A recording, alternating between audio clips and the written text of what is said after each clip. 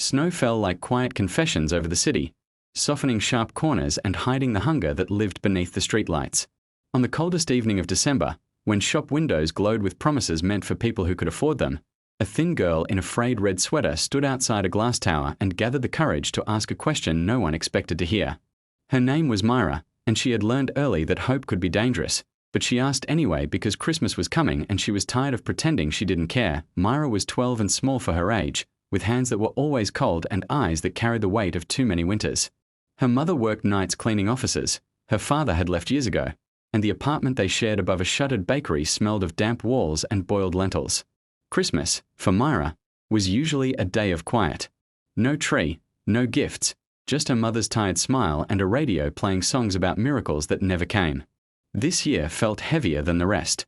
Her mother had been coughing for weeks, the landlord had slipped a final notice under the door, and the city seemed to rush past them as if they were invisible. Across the street rose the Arden Tower, a spine of glass and steel where the billionaire Daniel Cross kept his offices. His name appeared in headlines next to words like innovation and success, and his face smiled from charity posters that promised change.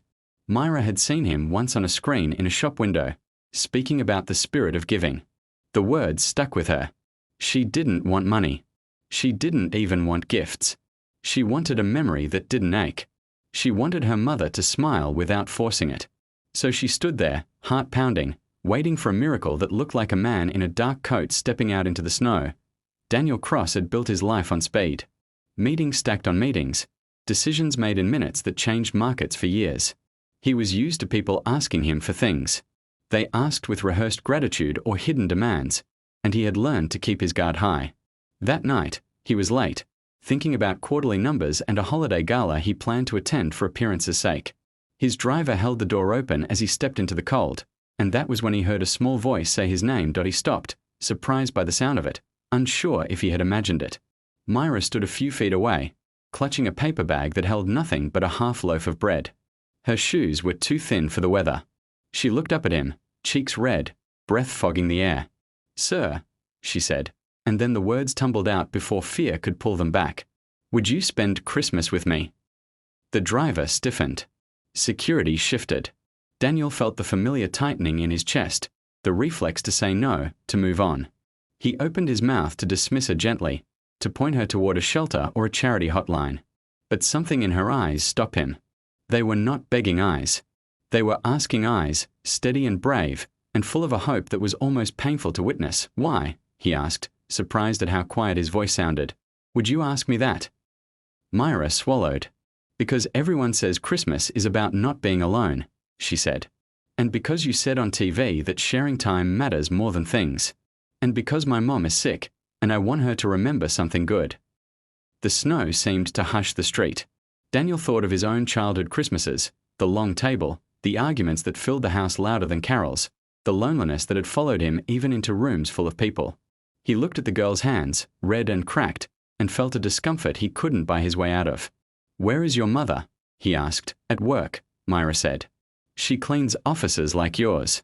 Tonight she cleans the floors where people dance." Daniel glanced up at his tower, lights blazing inside. He imagined the silent hallways, the polished floors reflecting chandeliers, the laughter that would echo later. He felt something shift, a hairline crack in the armor he wore so well. "What would you want," he asked, "if I said yes?" Myra blinked, not expecting the question. "A tree," she said after a moment. "And soup. And to hear my mom laugh." Daniel took a breath and did something that stunned everyone watching.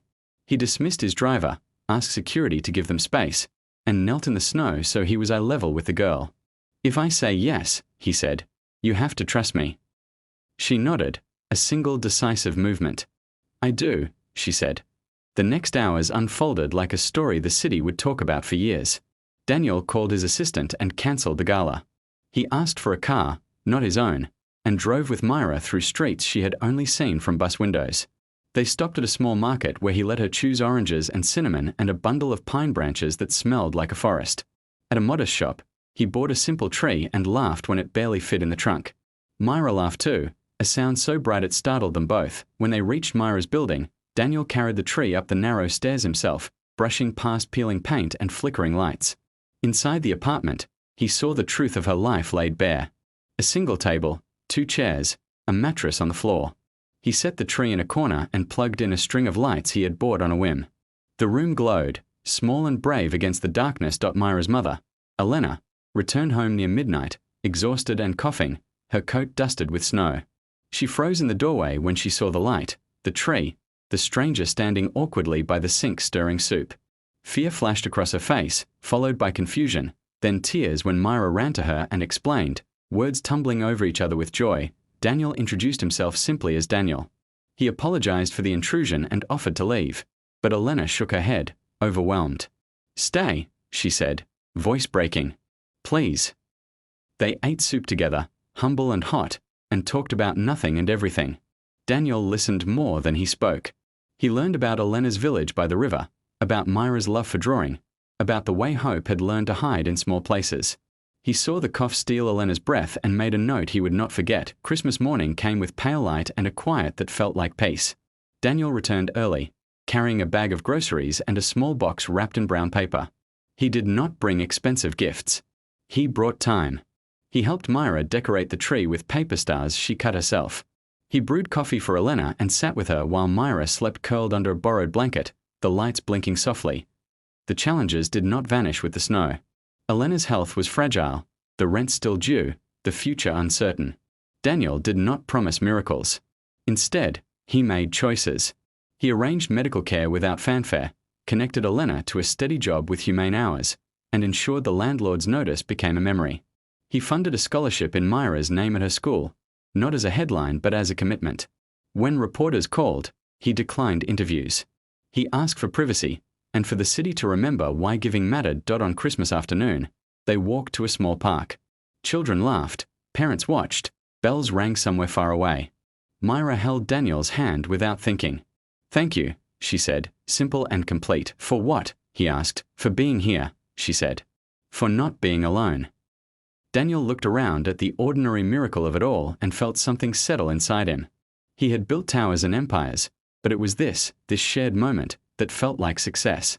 He realized that the stunned faces he had left behind did not matter. What mattered was the warmth that had grown in a small apartment, the laughter that had returned to a tired woman's voice, the courage of a girl who had asked a question and changed a life. That night, as snow fell again, Daniel walked away without cameras or applause. Myra watched from the window, the tree glowing behind her, and waved until he disappeared. Christmas would come again, and there would be hard days, but something lasting had begun. A lesson carried quietly through the city, from one brave child to a man who learned that the richest gift was the one you give with your presence, and the truest miracle is choosing to be together when it matters most.